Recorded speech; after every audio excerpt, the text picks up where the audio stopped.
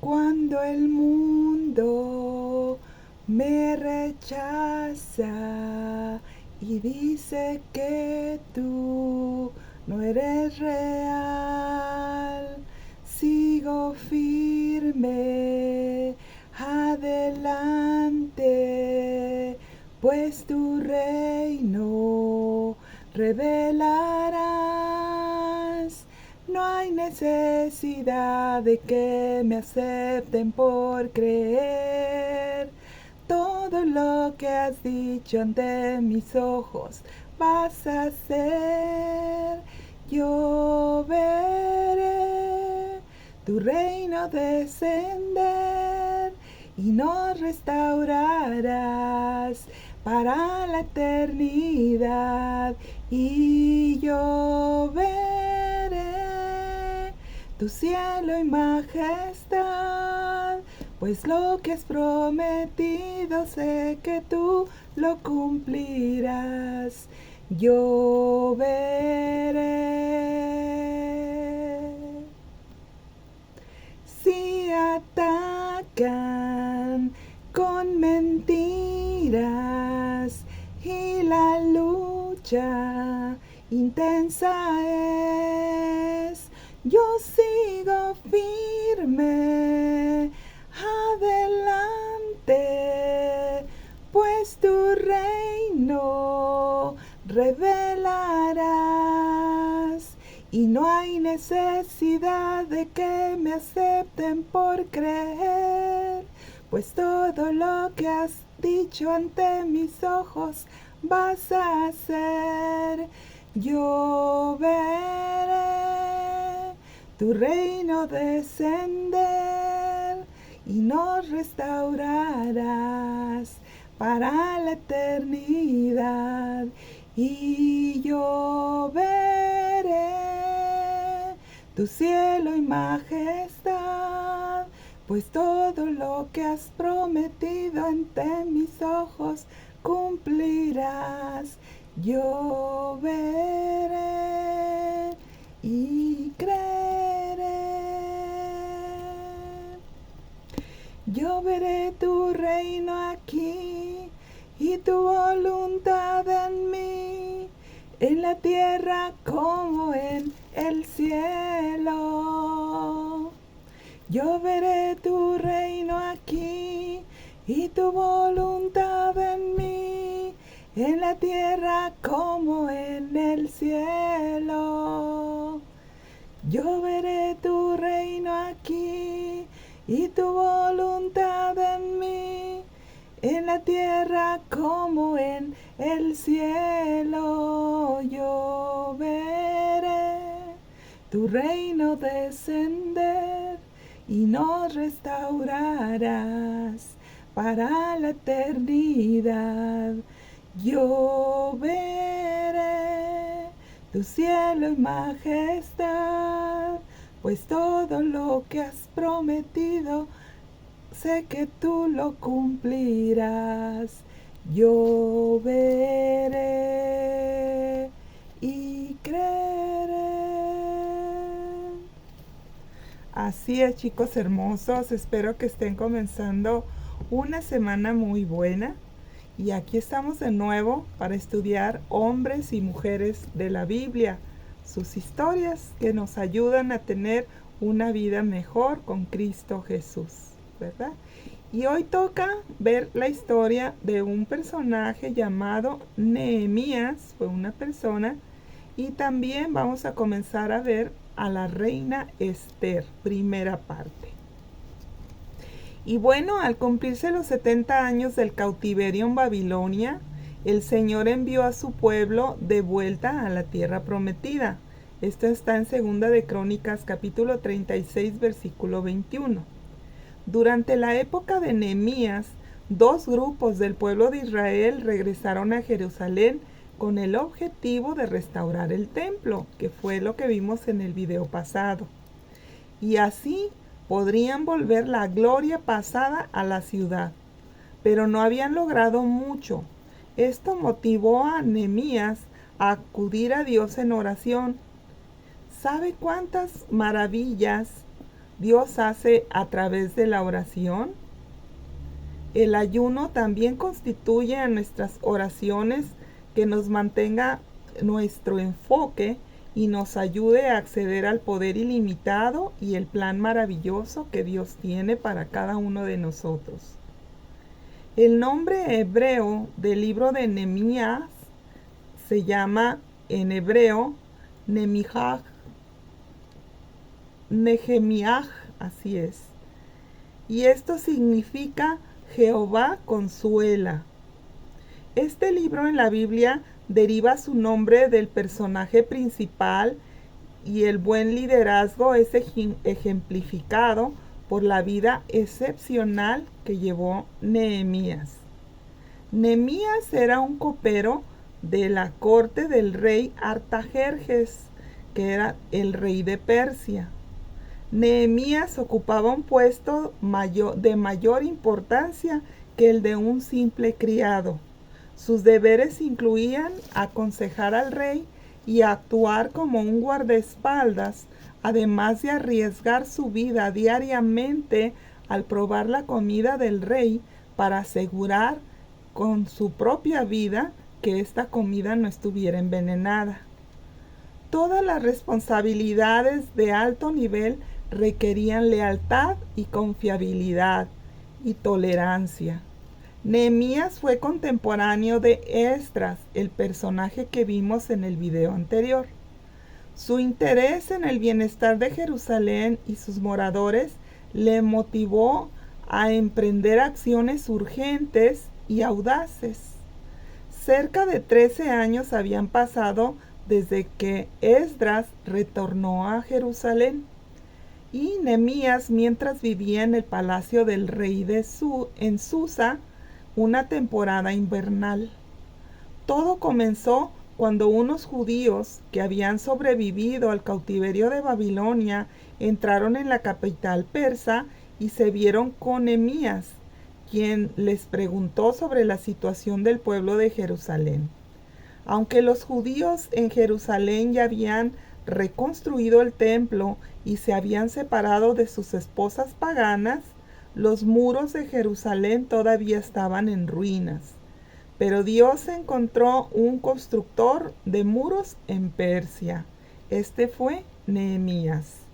Nehemías dirigió la tercera expedición de peregrinos de regreso a su tierra, y de la misma manera en que sucedió con Esdras y Zorobabel, Nehemías también encontró una fuerte oposición a sus esfuerzos por reconstruir el muro que protegiera la ciudad.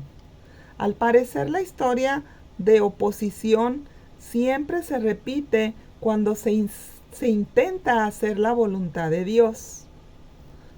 Las defensas de Jerusalén estaban en ruinas y el pueblo estaba siendo arrasado.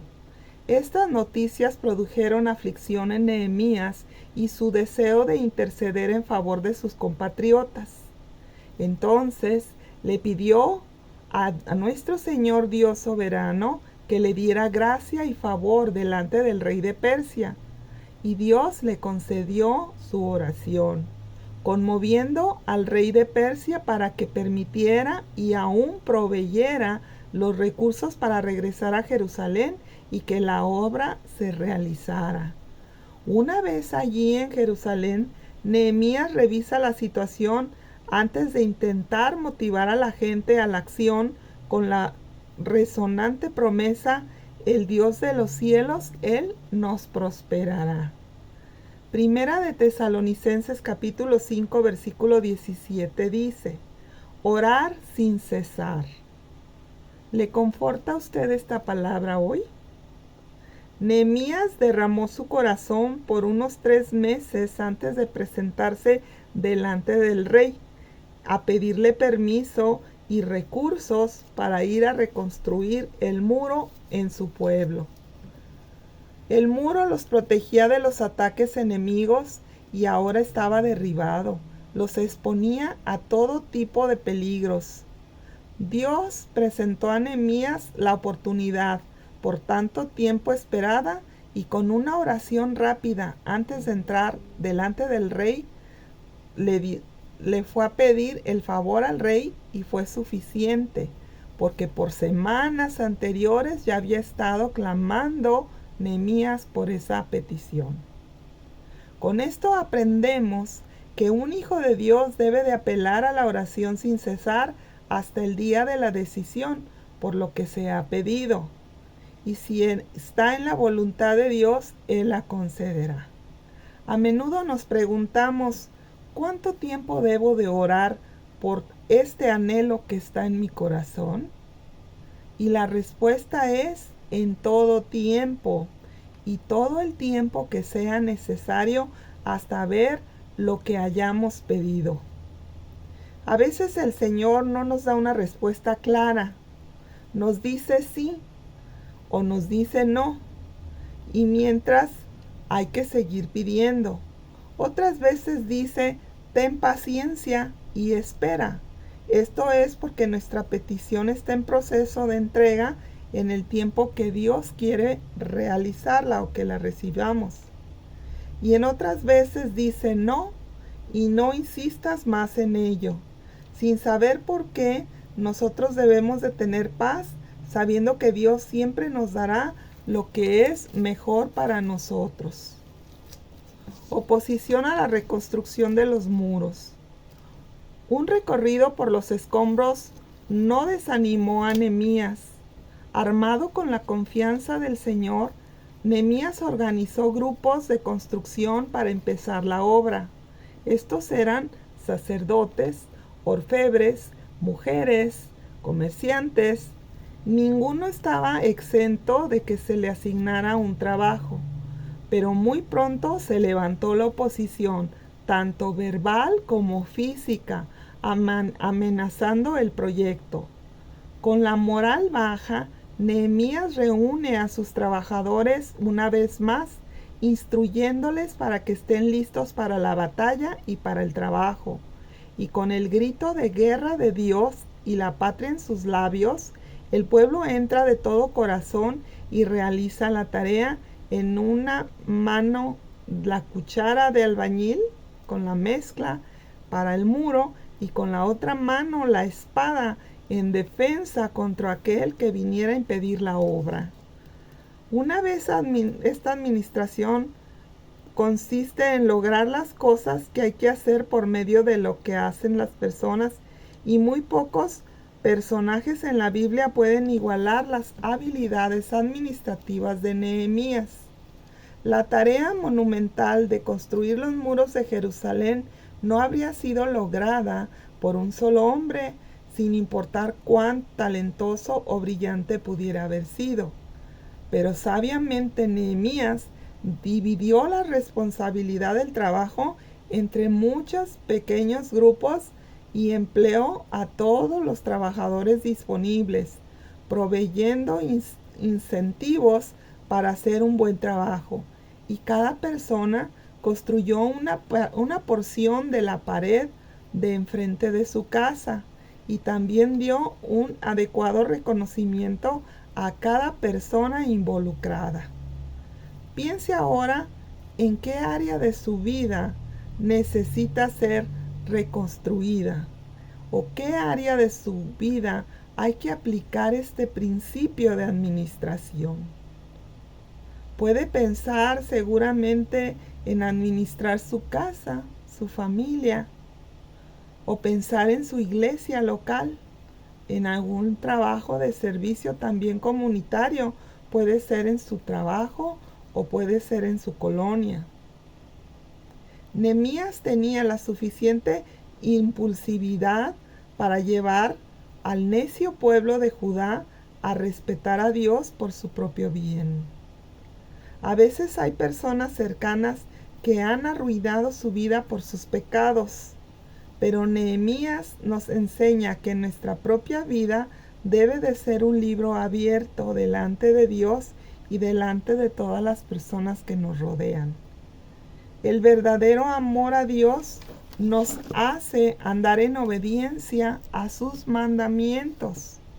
A pesar de algunos momentos de duda y de malestares, Nehemías demostró una gran fe en Dios, motivado por una visión que creyó firmemente venía de Dios y se atrevió a confiar en él. Nehemías dijo al pueblo: el Dios de los cielos, Él nos prosperará. Nosotros, sus siervos, nos levantaremos y edificaremos.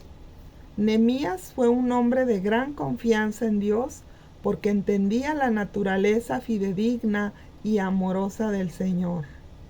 Entendió además que su tarea principal no era de índole política ni cívica, sino espiritual, aunque consistiera en la construcción de un muro físico.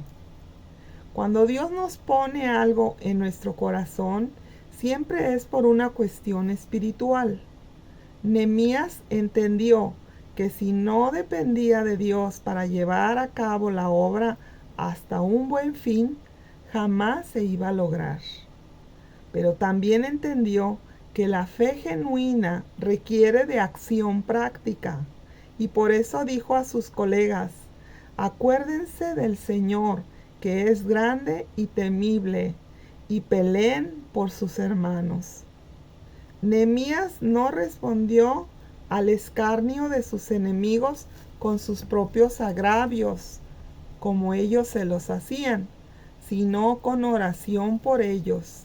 Nehemías sabía que de rodillas somos más altos y más fuertes. De igual modo, no tenemos que dejarnos afectar por los contrarios ni negativos de los demás.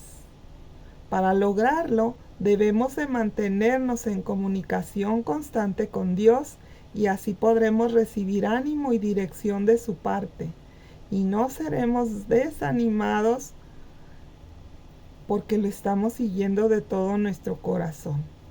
Por cuanto Nehemías confió en Dios y avanzó con firmeza, pudo completar con éxito la visión que Dios le había dado. Cualquiera que sea el reto que usted confronte hoy, Dios ha prometido prosperarle si usted pone toda su confianza en Él. La mejor manera de combatir el temor es acordándonos de que el Señor es muy grande y temible.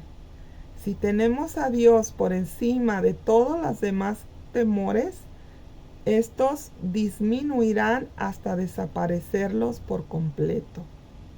El libro de Nehemías termina mostrando que nuestro Dios volvió la maldición en bendición. Todas las maldiciones que le habían lanzado sus enemigos sobre Nehemías, estas maldiciones Dios las convirtió en bendiciones. Dios es un experto en convertir las maldiciones en bendiciones. ¿Y cuándo fue la última vez que lo hizo por usted? Y ahí terminamos la historia de Nehemías. Ahora vamos a comenzar a ver que también hubo algo muy importante: falta de recursos económicos para construir el muro. Las paredes del muro y las condiciones difíciles para vivir dentro del periodo de construcción pusieron una carga muy alta y muy severa sobre el pueblo. Y este fue también un obstáculo para terminar el muro. A pesar de las prohibiciones contra la usura y la esclavitud, aún había voraces prestamistas y mercaderes de esclavos floreciendo y impulsando a Nehemías a tomar acciones inmediatas y decisivas. Con los asuntos internos puestos en orden, Nehemías encara una nueva amenaza desde afuera, un atentado traicionero contra su propia vida. Pero pese a las tragedias de los enemigos, Nehemías se mantuvo alerta y con plena confianza en Dios. Él siguió adelante hasta completar los muros en su tiempo récord de 52 días. Imagínese usted, 52 días es un poco menos de 2 meses para haber construido toda una muralla alrededor de la ciudad de Jerusalén. Pues eso fue verdaderamente milagroso. El reto de nuestro Señor Jesucristo actualmente está en el Evangelio. En Mateo capítulo 5, versículo 16 dice: así alumbre su luz delante de los hombres, para que vean sus buenas obras y glorifiquen a su Padre que está en los cielos. Nunca debemos olvidar que nuestra fe en Dios se muestra con buenas obras. Si no lo demostramos así, entonces nuestra fe es muerta.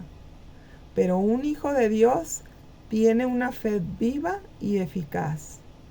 Una obra tan sencilla de mostrar nuestra fe es la oración.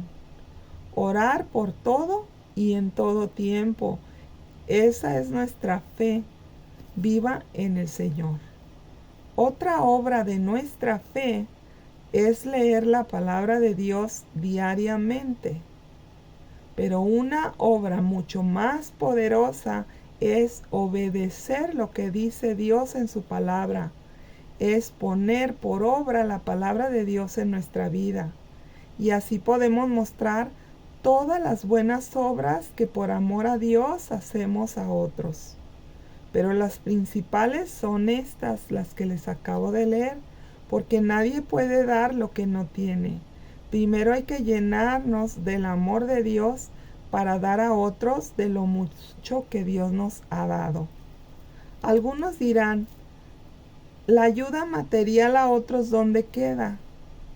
Y la respuesta es: todo comienza en lo espiritual para manifestarlo a lo material, y se continúa en lo material para regresarlo a Dios, al espiritual.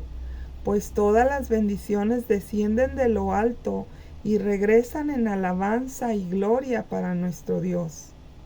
Nehemías se yergue como un testimonio elocuente al hecho de que puede hacerse y que puede enfrentar con la tarea de organizar y guiar a miles de albañiles inexpertos y confrontando con las oposiciones internas y externas sin parar su labor. Nehemías hizo un trabajo de tal manera que Dios obtuvo la gloria aún de sus enemigos. Las palabras de Nehemías lo atestiguan cuando dijo: todos nuestros enemigos temieron, y todas las naciones que estaban alrededor de nosotros se sintieron humillados y reconocieron que por nuestro Dios había sido hecha esta obra. Las acciones hablan más fuertes que las palabras, especialmente a los que están fuera de la familia de Dios. Nehemías capítulo 6 versículo 16 dice que Nehemías condujo a los judíos en la reparación del muro y las puertas de la ciudad en tan corto tiempo, pues mantuvo su atención fija en el Señor. Las decepciones en esta vida son inevitables, pero el desánimo es por nuestra propia elección. Podemos quedarnos descorazonados ante una desilusión o podemos enfrentar triunfalmente los reveses de la vida, confiando osadamente de que Dios nos llevará a la victoria. Ya sabemos cómo lo hizo Nehemías. Hay un gran gozo en obedecer la palabra de Dios. De hecho, la sumisión del corazón a Él le agrada y a todos nos beneficia, porque Dios honra a quien lo honra a Él. Y ahora sí vamos a comenzar la historia de Esther, primera parte. Dios ha incluido en su palabra la vida de mujeres para que podamos aprender también de ellas.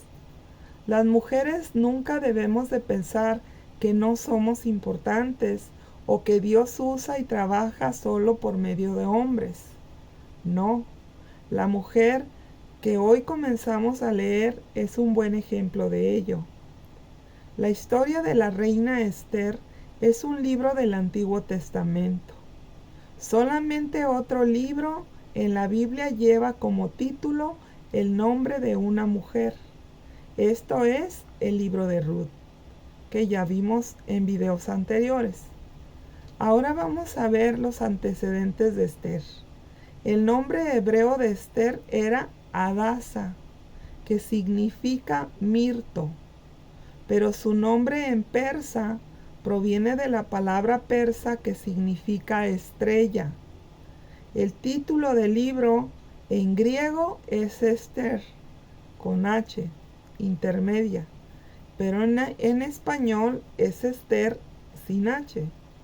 El significado de su nombre Esther, que es estrella, es una buena descripción de su vida, porque la reina Esther fue una luz que brilló para todo su pueblo. Esther era judía y junto con su familia fue llevada en el cautiverio unos 600 años antes del nacimiento de nuestro Señor Jesucristo. Su padre se llamaba Abigail, que vivió en Susa, la capital del imperio persa, y después de la muerte de sus padres fue adoptada por su primo Mardoqueo, un oficial del palacio real. A pesar de su origen hebreo y su condición de exiliada, Esther se convirtió en una reina de Persia, en una sucesión de circunstancias inusitadas.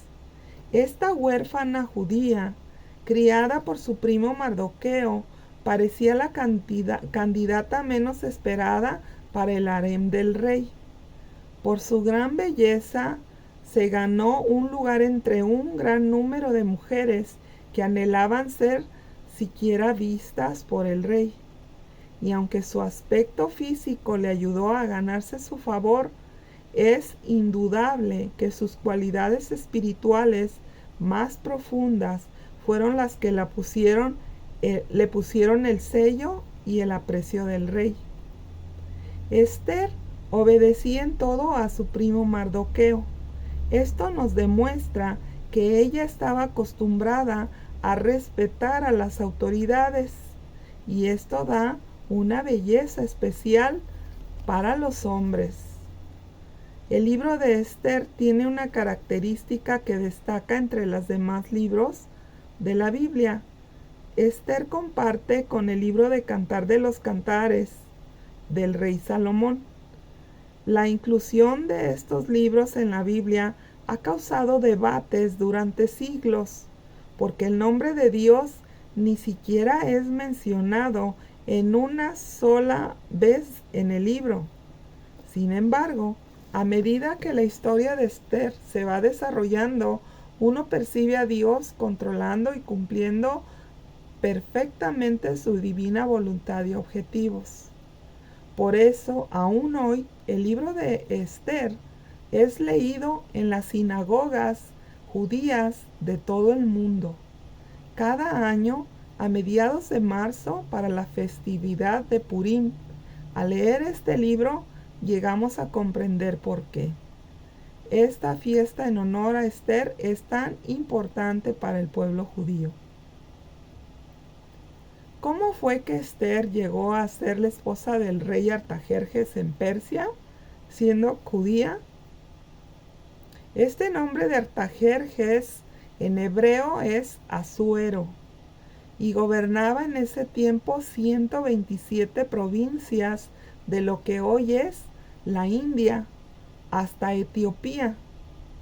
El rey Jerjes dio una fiesta muy fastuosa para sus nobles y oficiales durante 180 días, y el rey exhibía toda la riqueza de su vasto imperio. Después de un banquete más íntimo para sus principales autoridades militares y príncipes y nobles, que duró 7 días, su esposa en ese momento se llamaba Vasti, y también dio un banquete para las mujeres nobles de la realeza. Pero el 7º día, cuando los hombres estaban ya muy alegres por el exceso de comida y de vino, el rey Jerjes le ordenó a la reina Vasti que apareciera delante de los hombres usando su corona real y que exhibiera su belleza delante de ellos. Esto iba en contra de las costumbres de las mujeres persas. En aquella época ellas generalmente eran mantenidas ocultas de las miradas de los hombres, sobre todo los desconocidos. De tal manera que la reina Basti se negó a aparecer ante los hombres en esta fiesta de borrachos. Entonces el rey Jerjes se enfureció muchísimo y ardía en enojo, pero no sabía qué hacer con esta confrontación de la reina. Entonces el rey llamó a sus consejeros y asesores legales, y ellos conversaron con el rey y llegaron a convencer al rey de que la conducta de la reina Basti no podía ser tolerada. Le plantearon la situación de que si las mujeres de todo el imperio se enteraban de este mal comportamiento de la reina, comenzarían a rebelarse contra sus esposos, causando división en las familias, discordia y rebeldía, al minimizar la autoridad de los esposos y los padres de familia. Los asesores sugirieron dictar una ley prohibiendo a la reina Basti volver a presentarse jamás en la presencia del rey y que comenzara la búsqueda de una nueva reina. Esas fueron las condiciones que abrieron la puerta para que Esther llegara a ser la reina. La rebeldía y la falta de respeto de la reina Basti fue el origen de su divorcio y por eso fue desechada, que no siguiera reinando. Entonces establecieron un edicto firmado por el rey para que buscara en las 127 provincias a las jóvenes vírgenes más hermosas para ser presentadas delante del rey y que él escogiera a la que él le agradara. Desde luego para el rey esto no fue ningún sacrificio, ¿verdad? Se deshizo de una esposa porque pues en aquellas épocas tenían los reyes un harem, ¿verdad? Muchísimas esposas, pero esta era la esposa principal. Entonces él dijo, ok, busquemos otra nueva esposa, una jovencita, una doncella, una virgen, ¿sí? Es necesario decir que se evaluaron a todas estas mujeres y las escogidas pasaron a vivir a la casa de las mujeres del rey, cuidadas por un eunuco llamado Hegai. Y Esther también fue llevada a esta casa, donde la sometieron a tratamientos de belleza exclusivos para las princesas antes de presentarlas al rey. Dicen que estos tratamientos de belleza duraban más de 6 meses. Pasaban a las mujeres por diferentes tipos de tratamiento en la piel, de belleza, del cabello, la sumergían en aguas perfumadas para que la piel también se acostumbrara al perfume, ¿verdad? Y así, porque tenían que ser lo más excelentes para el rey. Esther agradó a los ojos de Hegai, el eunuco del rey, y mandó darle a Hegai los mejores vestidos y adornos y perfumes que Hegai sabía que le agradarían al rey. Le dio también finos alimentos y dispuso para ella 7 doncellas que le ayudaran con su preparación para realzar su belleza. Dios a menudo demuestra su gracia a sus hijos piadosos y les concede hallar gracia delante de individuos poderosos o influyentes. Siempre que esto sucede no es para coincidencia, es la obra de nuestro Dios soberano. Esther se ganó el favor de todos los que la veían y el rey amó a Esther más que a todas las otras mujeres. La obediencia de Esther en algo pequeño la condujo a una gran bendición. En el tiempo de la prueba, Dios usa cada acto de obediencia piadosa de manera poderosa. Y Esther no tenía solamente un espíritu obediente, también poseía un corazón humilde. Ella reconoció que no sabía que sería la mejor en su nueva situación, así que actuó sabiamente conforme al consejo de Hegai, el eunuco del rey.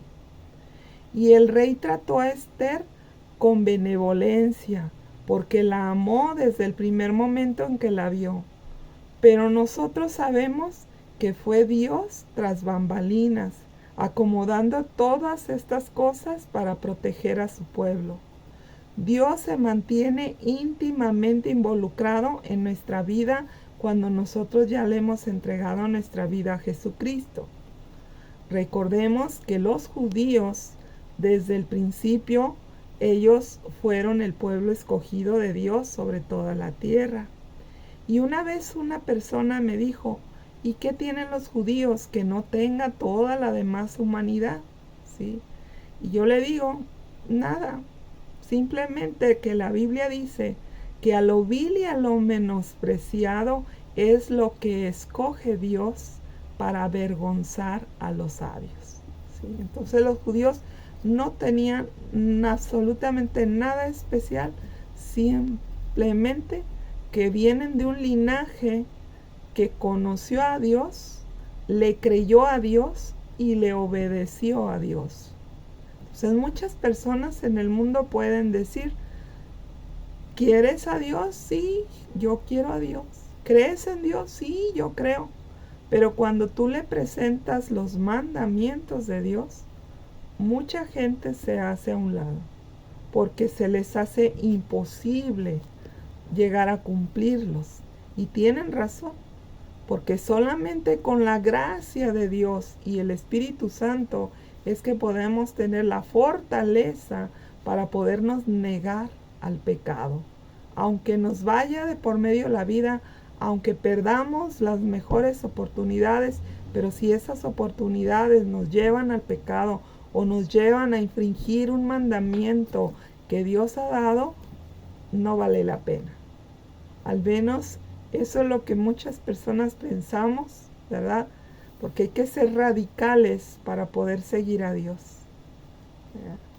Según le había mandado su tío Mardoqueo a Esther, no le había dicho al rey de qué nación ni de qué pueblo era. ¿Por qué Mardoqueo mandó esto a Esther, que guardara silencio, que ella era una mujer judía? Porque al elegir el rey a Esther como reina, estaba actuando en contra de lo establecido en la ley de Persia, porque el rey tenía que casarse con una mujer que perteneciera a Persia, para fin de preservar el linaje real de las 7 familias que originaron la nación de Persia. Podemos aprender de Esther, aún en este punto de la historia, que debemos de obedecer respetuosamente a aquellos quienes Dios ha colocado por encima de nosotros. Por ejemplo, nuestros padres, por ejemplo, otras autoridades, incluso aquellos a quienes hemos prometido lealtad, como puede ser cuando se casan las esposas a los esposos. Es importante enseñar a los niños a obedecer a las autoridades justas. ¿Qué quiere decir esto? A las que no están agraviando o mandando a hacer cosas malas. Eso es justo, al que hace la verdad, al que hace lo que le agrada a Dios, las cosas buenas. Pero al que hace lo malo, al que hace lo injusto, a ese no tenemos que obedecerlo. Y eso hay que enseñar a los hijos, a los niños, desde chicos, que a las autoridades, a los mayores, se les debe de respetar. Y que si una autoridad o un mayor le quiere mandar a hacer algo que es inadecuado, no tienen obligación de obedecer. Pero si son cosas buenas, sí, por respeto a la autoridad. A Esther se nota que desde niña había aprendido a obedecer a sus padres, porque así le fue más fácil obedecer a su primo Mardoqueo cuando él se quedó a cargo de ella. La autoridad de Mardoqueo quedó a cargo porque ella fue huérfana.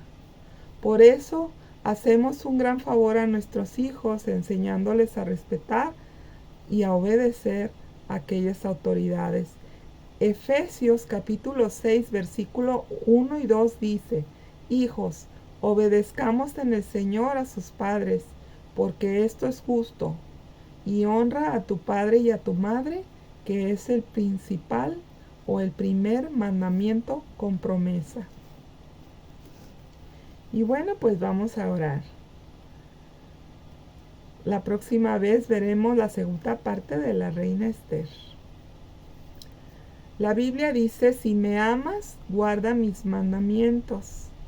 El que tiene mis mandamientos y los guarda, ese es el que me ama. Y el que me ama será amado por mí. Mi Padre y yo le amaremos y me manifestaré a él. Esto está en Juan capítulo 14, versículo 15 y 21.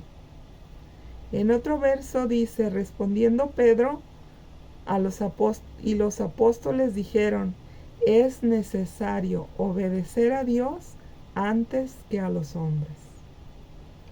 Yo siempre digo, cuando voy a tomar una resolución, si lo dice la Biblia, lo creo. Y si lo dice la Biblia, lo hago. Si no lo dice la Biblia, ni lo creo, ni lo hago.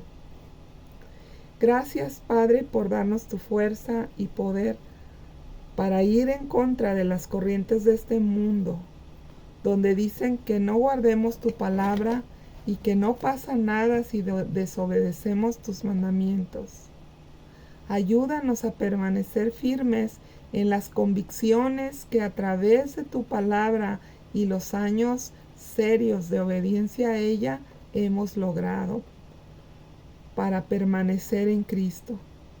Ayúdanos a hacer tu voluntad y a lograr llevar a todos los que estén errados a ti y al conocimiento de tu palabra para gloria de tu nombre. En el nombre de Cristo Jesús. Amén. Y bueno, chicos, no me puedo despedir. Ustedes ya saben que si es primera vez que ves este video o que ves un video como este y nunca le has entregado la vida a Jesucristo, o un día le entregaste la vida pero hace mucho tiempo te olvidaste de Él y quisieras volver a reafirmar ese compromiso con Dios, ese pacto con Dios, este es tu momento también para ti. La Biblia dice que hay fiesta en los cielos cuando un pecador se arrepiente. Y cuando nosotros decidimos entregar la vida a Dios, el Señor lo toma como un arrepentimiento. El Señor lo toma como un compromiso de que nosotros queremos ahora tener un cambio de vida.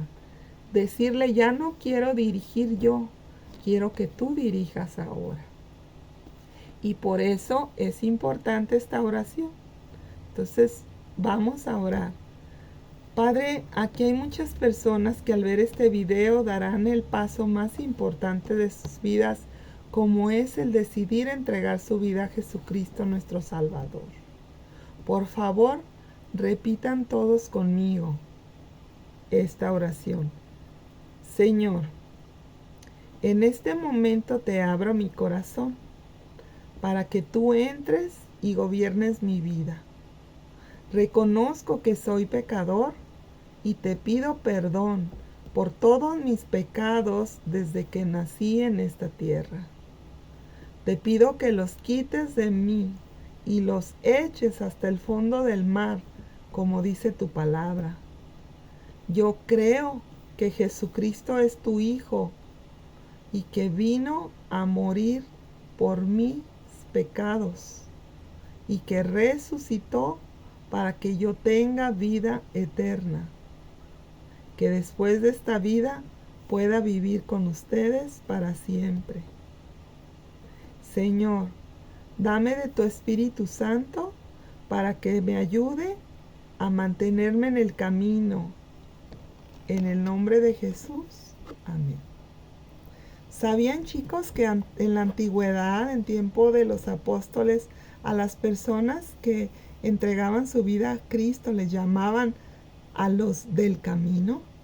No les llamaban todavía cristianos. El nombre de cristianos fue después, a través del tiempo, cuando vieron que hacían las mismas obras que hacía Jesucristo, los milagros y las obras, lo comenzaron a hacer los primeros seguidores de Cristo, los discípulos. Y de ahí salió la palabra cristianos, porque dijeron, mira, son Cristos pequeños, eso es lo que significa cristiano, Cristo pequeño, se parecen a su maestro, dijeron. Y por eso salió que nos llamaran cristianos. Pero antes de que saliera ese nombre, unos años antes, la gente les llamaba los del camino, porque iban llevando el evangelio por todos los caminos de todos los lugares, de todas las ciudades, puesto que estaban siendo perseguidos, ¿verdad? Ahí salió también Pablo persiguiéndolos para acabar con todos los creyentes en Jesucristo. Y bueno, así lo reconoció el Señor y así lo levantó a Pablo. Pero bueno, ahora para despedirnos, permítanme que los bendiga con esta oración. Padre, en el nombre de Jesús, hoy quiero bendecir a estas personas que han visto el video y también a los que decidieron entregar su vida a Jesucristo nuestro Salvador. Espíritu Santo, por favor, ven sobre todos ellos y séllalos con tu amor, Padre. Espíritu de Dios, límpialos de toda iniquidad, de toda maldición, ya sea generacional o por pecados, en el nombre de Jesús. Yo creo que hoy se ha abierto el reino de Dios para ustedes y que de hoy en adelante tú estarás con ellos, Padre, así como dice tu palabra, que estarás con nosotros todos los días de nuestra vida hasta el día que vengas por nosotros o nos recojas para ir al cielo. Y bueno, chicos, que Dios los bendiga y si Dios quiere, les hablaré luego. Hasta pronto.